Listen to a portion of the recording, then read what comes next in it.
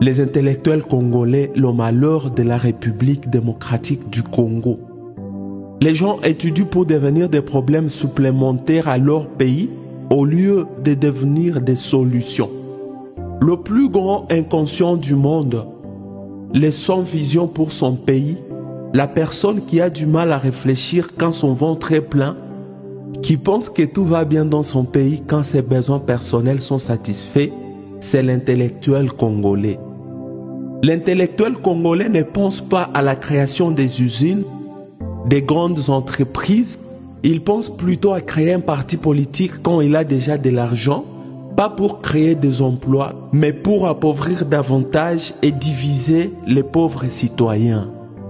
La République démocratique du Congo est devenue un pays où les projets commencent mais ne s'achèvent pas car aucun suivi. Un pays des improvisations. Un pays où si tu dis la vérité aux dirigeants, ils te haïssent. Mais si tu les flattes, tu deviens important à leurs yeux. Un pays utile quand il s'agit seulement de gagner de l'argent.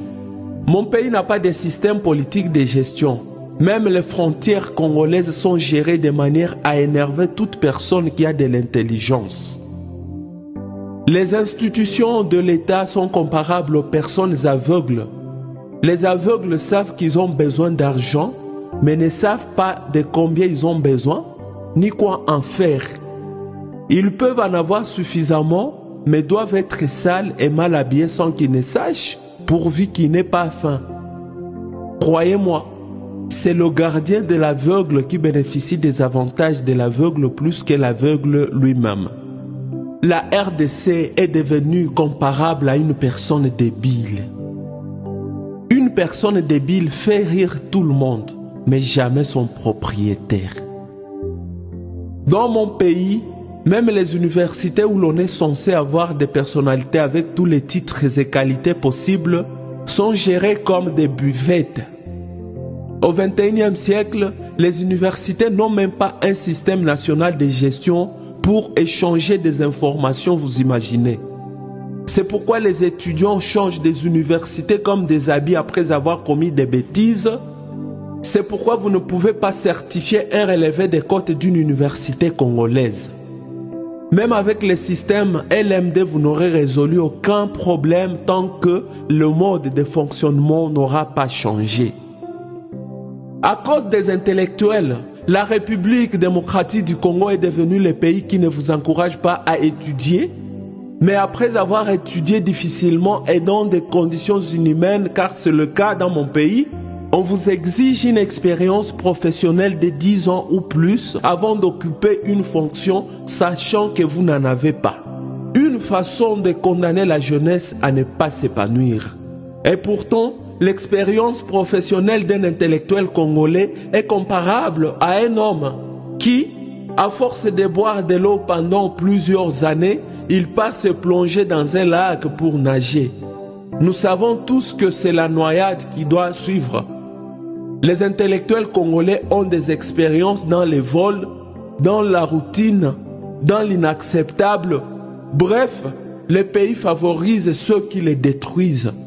Imaginez des grands hommes d'un pays comme la RDC, où il y a toutes les ressources naturelles possibles.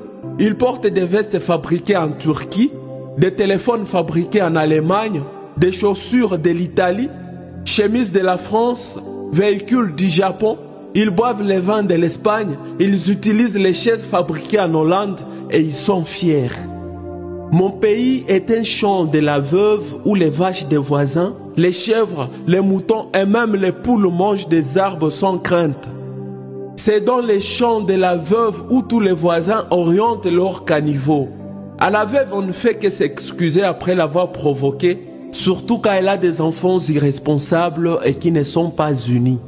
Mon pays a eu le malheur d'avoir des intellectuels qui ne s'identifient pas en fonction de leur pays, mais plutôt en fonction des hommes politiques.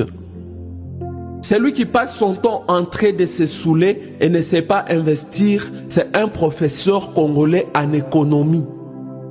Celui qui passe nuit dans une maison où l'électricité ne vient que 4 jours par semaine, c'est un professeur congolais en électricité.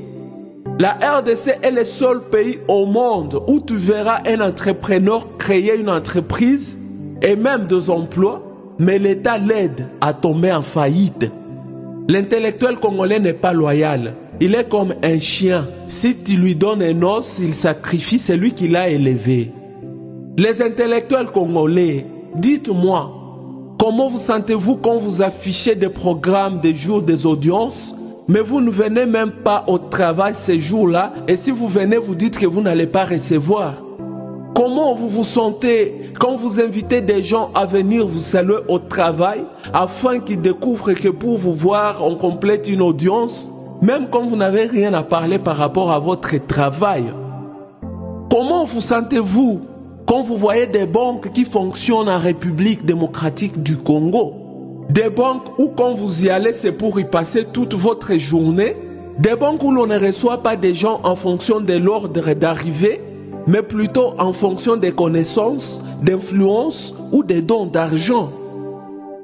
Les intellectuels congolais pensent que bien parler la langue française est synonyme de la compétence et suffit pour occuper un poste.